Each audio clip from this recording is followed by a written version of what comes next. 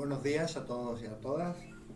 Desde agradecer a la delegada del Gobierno sus palabras y sumarme al pésame que han manifestado para todos los familiares de los pacientes que han fallecido como consecuencia del coronavirus.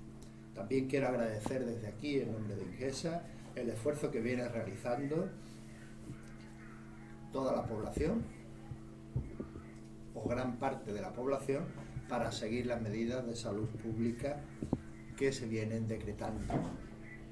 Es el punto importante de todo esto en una pandemia, que se cumplan las medidas de salud pública. Agradecer a todos los profesionales sanitarios, no solo de Ingesa, sino de todo Ceuta, que en distintos ámbitos están trabajando con relación a la pandemia del coronavirus.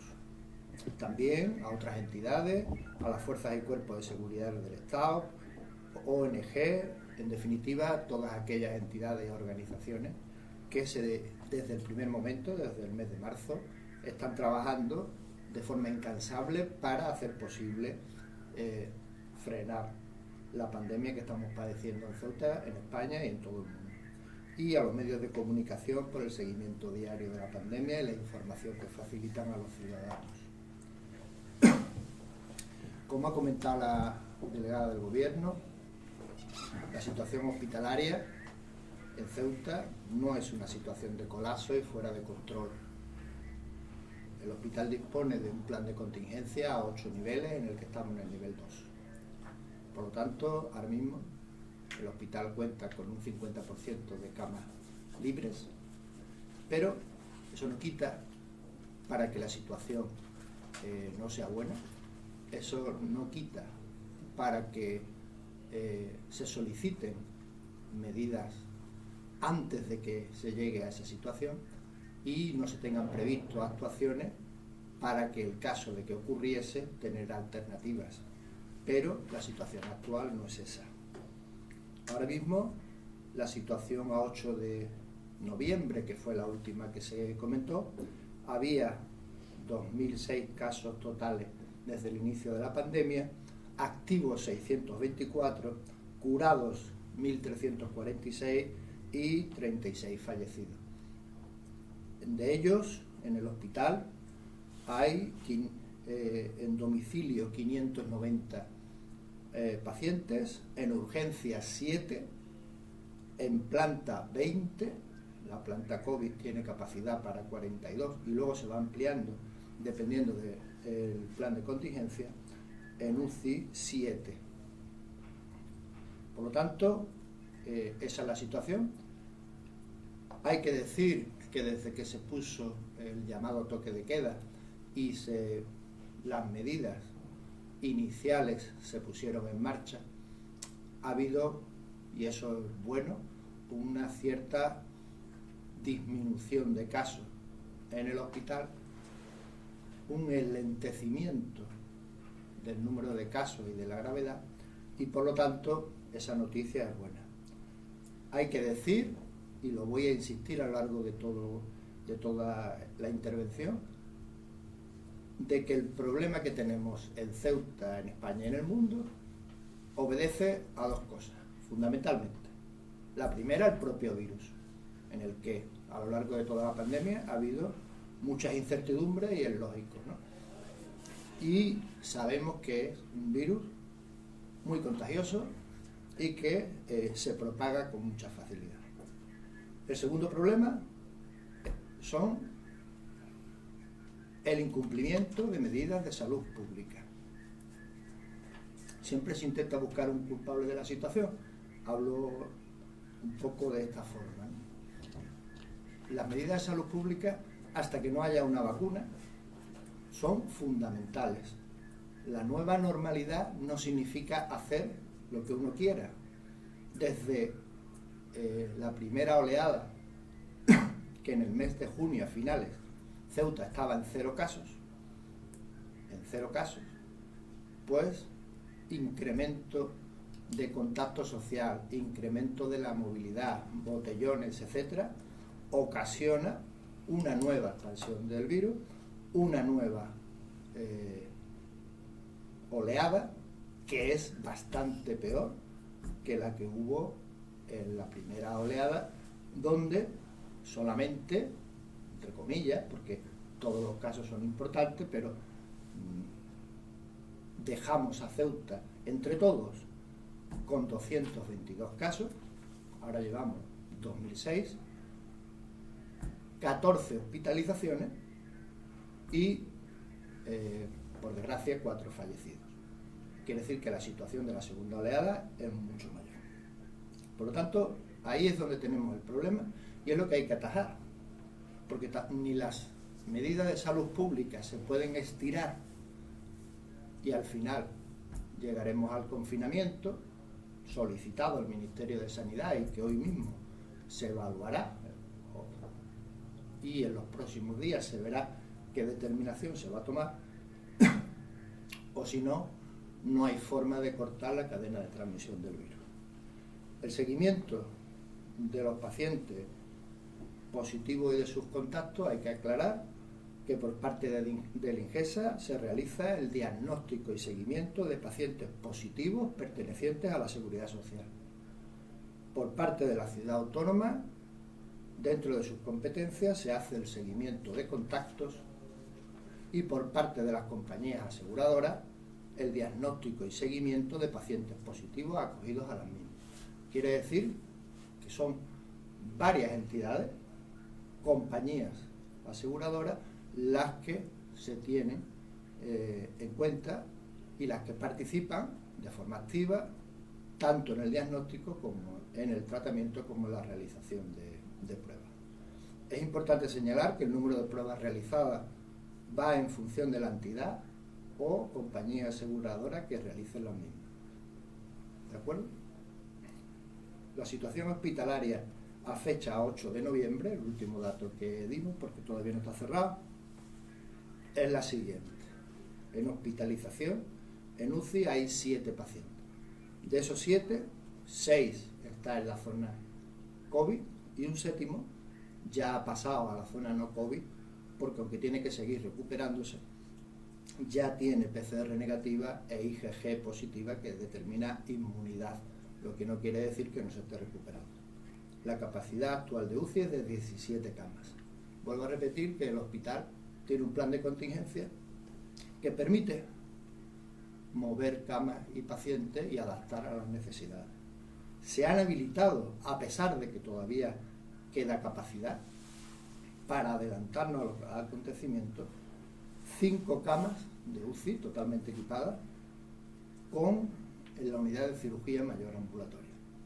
Esas 5 camas podrían ampliarse hasta 20, de tal manera que podríamos tener una capacidad total, y no hay que llegar a eso, porque sería una situación muy complicada, a 37 camas.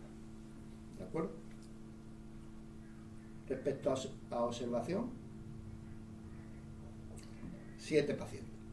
La capacidad de observación, que es una observación COVID, no tiene nada que ver con la observación general de urgencia, actúa a modo de cuidados intermedios, de tal manera que atiende a pacientes que no están para ingresar en planta porque necesitan más cuidado, ni tampoco para ingreso en UCI. Esa unidad rota con UCI y rota con planta de tal manera que haya movilidad dependiendo de la gravedad del paciente, y está funcionando bastante bien. En hospitalización hay 20 pacientes, esa es la realidad. El hospital ahora mismo tiene un 50% de camas libres y la ha mantenido desde marzo para permitir que haya movilidad de pacientes y se habiliten camas en función de las necesidades. Estamos en el nivel 2 del plan de contingencia. La planta COVID actual, que es media planta de un hospital, tiene disponibilidad de 42 camas. Estamos en 20. Ya están habilitadas en la hospitalización médica 1 8 camas más, que pueden ampliarse hasta 24. Y a partir de ahí ir subiendo en el plan de contingencia, ocupando otras zonas, reorganizando zonas de baja ocupación y dejar camas libres para ampliar las zonas COVID, dependiendo del plan de contingencia. Y en UCI, ya dijimos que había 17, en observación de urgencia 7 y en hospitalización 20. Además hay camas COVID en pediatría, neonatos, obstetricia, todas ellas ampliables. Por lo tanto, Ceuta, al tener un hospital que permite movilidad dentro de la organización interna y permite la expansión, pues hace que el plan de contingencia pueda llevarse adecuadamente.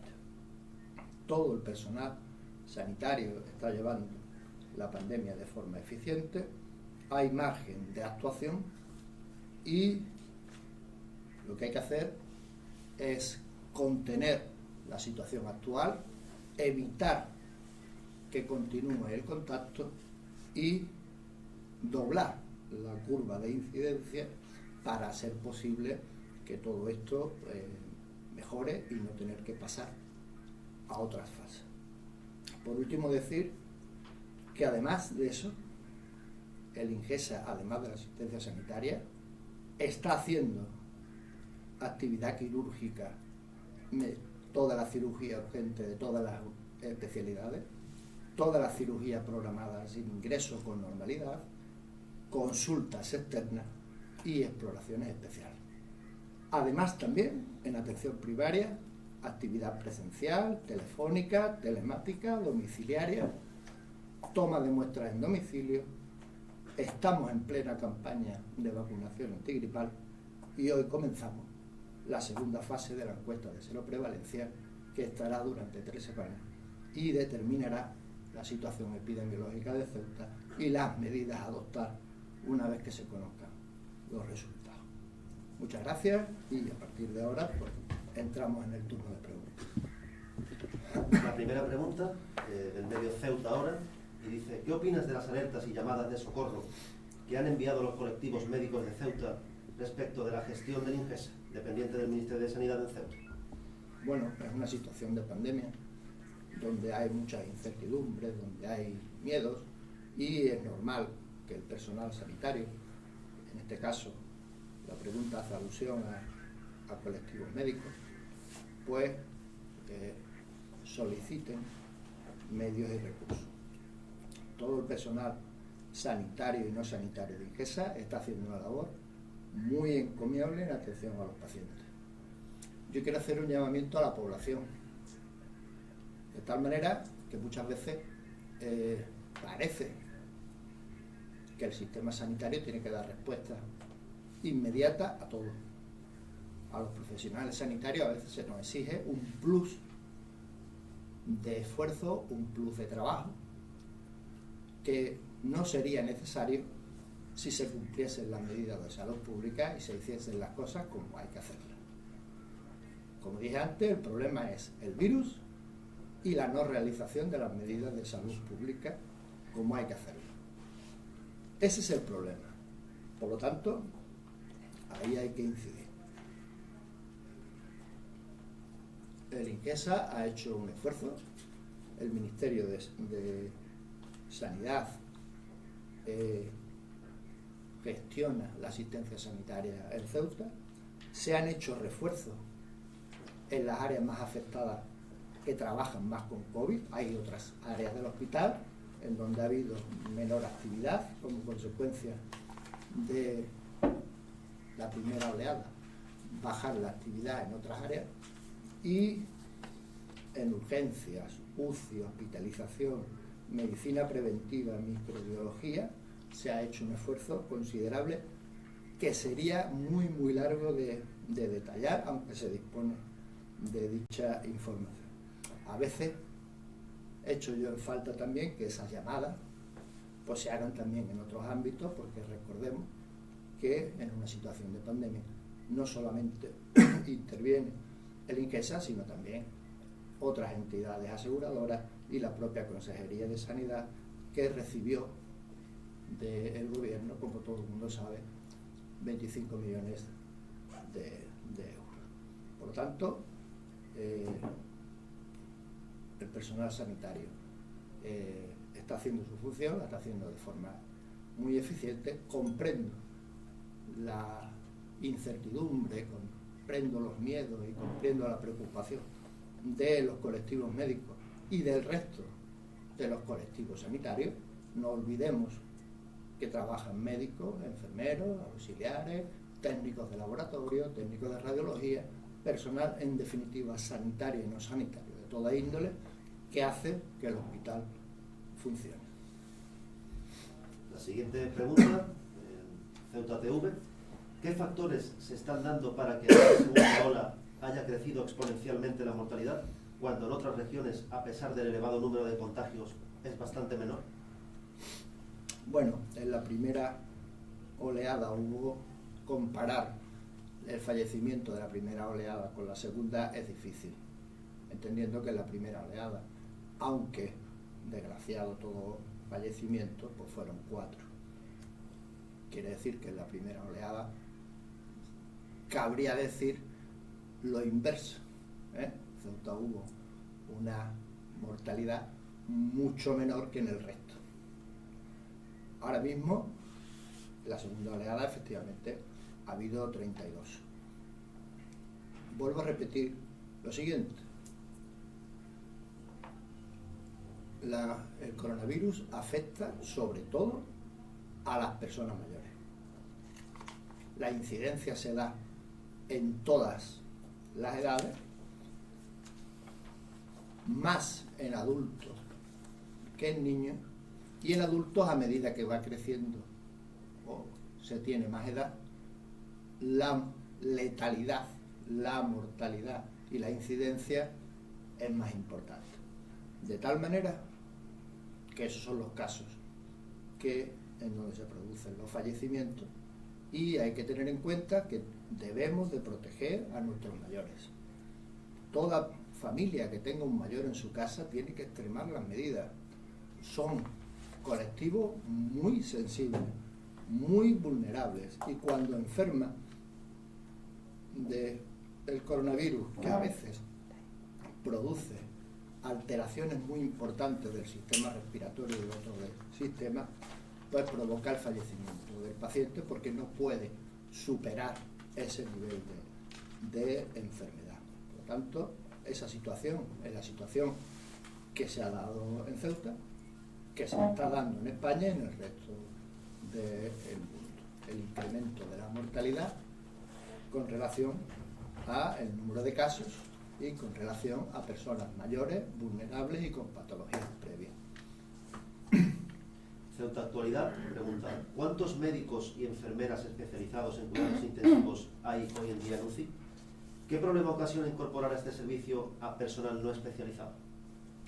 Bueno, en UCI se hizo un desdoblamiento de la misma, de tal como en todas las zonas COVID, tanto en atención primaria como en el hospital, en urgencias, en planta y en UCI, hay una zona COVID y una zona no COVID. De tal manera que, como dije antes, la disponibilidad actual son de 17 camas ampliables.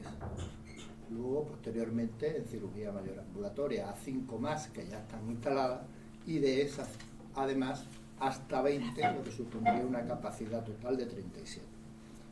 En UCI, actualmente hay 19 DUEs, 12 técnicos en cuidados auxiliares de enfermería en la UCI COVID, y 14 DUEs y 12 técnicos en cuidado de enfermería en la UCI no COVID, en la que están los pacientes no respiratorios. No se mezcla el personal de UCI limpia con UCI COVID. En total, por lo tanto, hay 33 DUEs y 14 técnicos. No existe la especialidad de enfermería de cuidados intensivos. Y cuando se incorpora personal, se procura que el personal con más experiencia esté alternando con personal con menos experiencia para que vaya cogiendo soltura y no haya ningún problema de ningún tipo. Sobre médicos hay 5 en plantilla una médico está de baja laboral y se va a incorporar una médico intensivista con plaza en urgencia, más un médico extracomunitario que ya está en el hospital. Próximamente se incorporará otro. La normativa actual permite dicha incorporación y cuentan con experiencia y formación en el área de cuidados intensivos. Decir que además de intensivistas, en UCI se puede reforzar en aquellas cuestiones que son necesarias. Por lo tanto, habrá participación también de anestesistas y, en algún caso determinado, para el tratamiento propio del coronavirus, la colaboración de internistas, neumólogos y otros especialistas que requieren para el tratamiento de los pacientes de cuidado intensivo.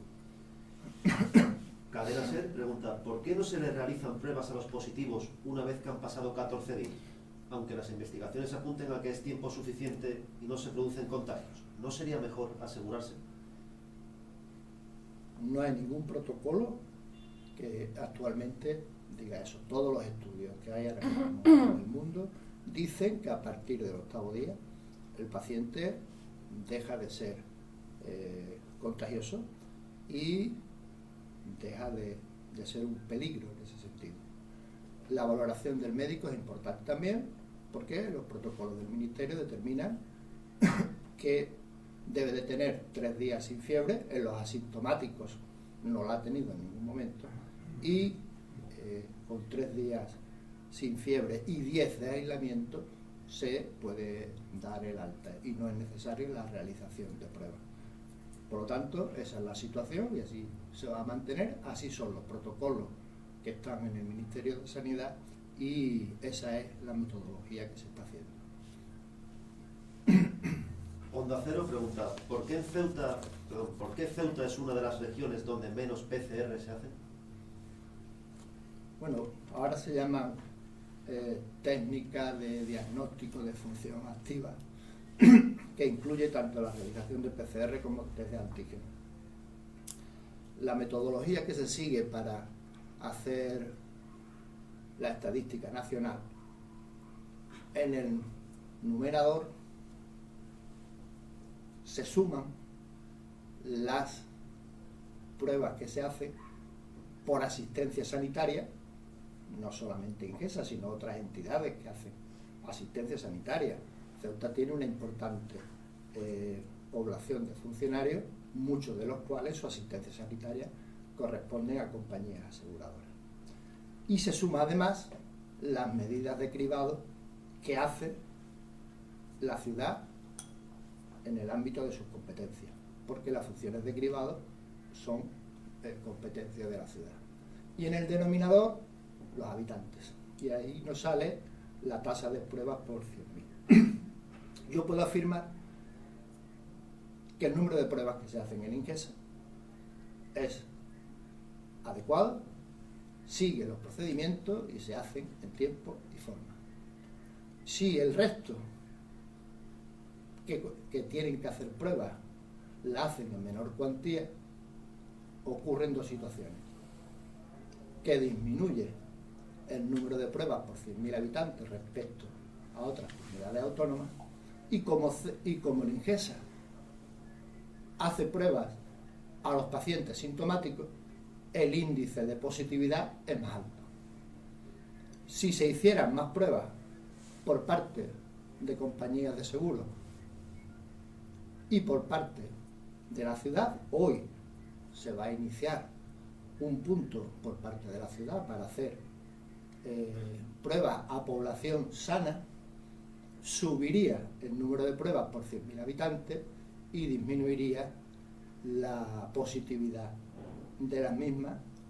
Saldrían pacientes positivos, pero también muchos negativos, con lo cual, al dividir, pues disminuye el tanto por ciento de positividad de las mismas. Esa es la explicación. El Faro de Ceuta pregunta, ¿por qué razón ha ordenado desalojar el centro de salud del Tarajal?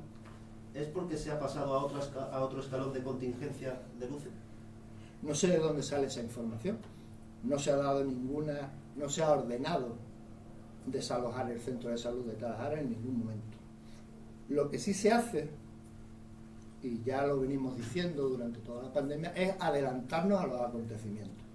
El plan de contingencia del hospital llega y puede llegar a desalojar parcial o totalmente el centro de salud de Tarajal. Estamos en una situación en la que eso en la actualidad no es necesario y es posible que no sea necesario en ningún momento. Pero el que no sea necesario no quiere decir que no esté previsto para aquellos casos en los que pudiera necesitarse.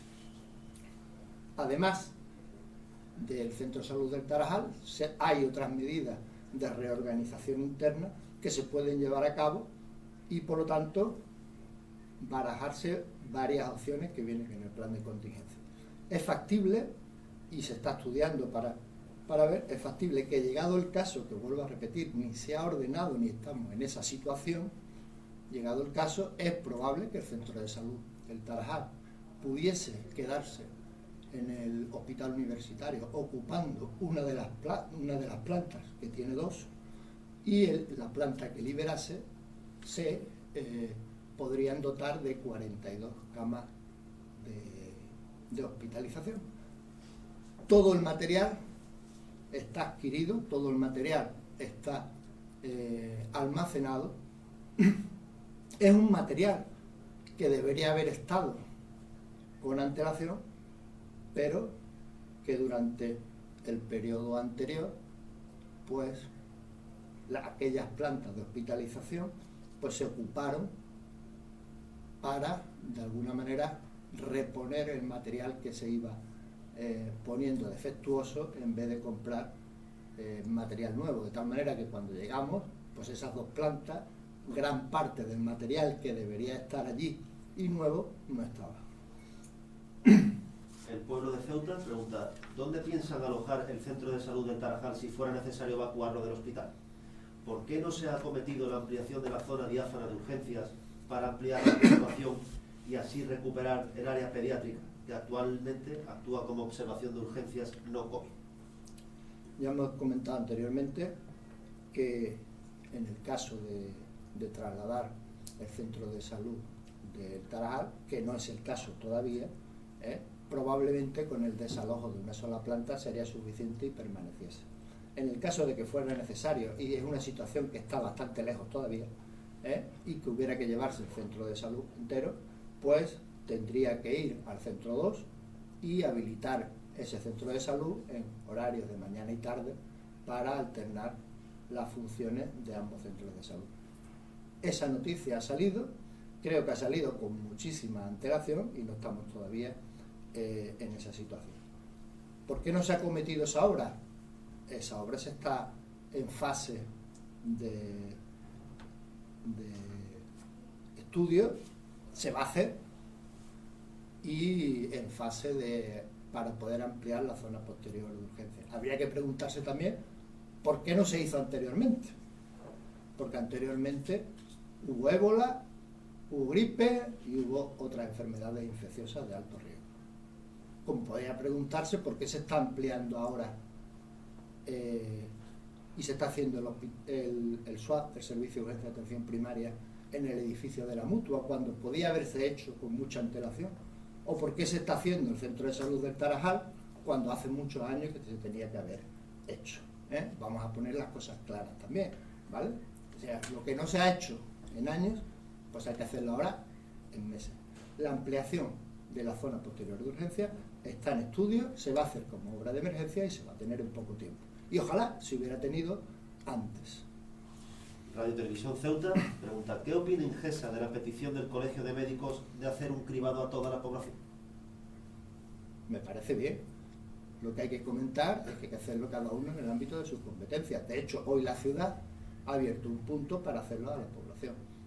Por lo tanto, lo que hay que determinar es, y que no se haga, como en alguna ocasión ha pasado, de achacar a Ingesa cuestiones que no son imputables a la Ingesa. Por lo tanto, el que se haga cribaje a la población, bien. ¿Quién lo tiene que hacer? La entidad competente. Nosotros colaboraremos, como siempre, pero esa pregunta viene para Ingesa y viene también para la Consejería de Sanidad, porque es la entidad competente para hacerlo. Y la última pregunta, el Foro de Ceuta, ¿cuenta con algún presupuesto de los fondos COVID que se han dado a la ciudad para hacer frente a la sobrecarga asistencial? En caso negativo, ¿con qué fondos cuenta la Ingesa? En caso afirmativo, ¿en qué se va a invertir este presupuesto? ¿En mano de obra, material sanitario, etcétera? El Ingesa, la ciudad de Ceuta, en el aspecto COVID está sobrefinanciada, en el sentido de que en todas las comunidades autónomas el Gobierno de España proporcionó fondos para COVID, que iban para asistencia sanitaria e iban para salud pública. Nosotros hemos determinado que aproximadamente a asistencia sanitaria le correspondería, de esos 25 millones que ha recibido, aproximadamente 11.700.000 de euros, que no es poco. Todos esos fondos pasaron a la ciudad autónoma. Por Ingesa, que es gestión directa del Ministerio, no tiene un presupuesto a ese respecto. Lo que hace es que el Ministerio financia directamente todas las obras de emergencia, todos los recursos humanos, todos los recursos materiales que son necesarios y están disponibles. Nosotros no tenemos restricciones presupuestarias.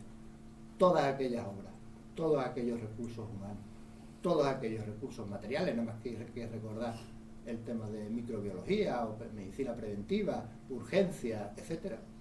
Todos esos fondos vienen directamente del Ministerio. Nosotros estamos haciendo toda la labor sin restricciones presupuestarias y por lo tanto hay que sumar lo que entra en Ingesa más lo que ha recibido la ciudad autónoma de Ceuta al respecto.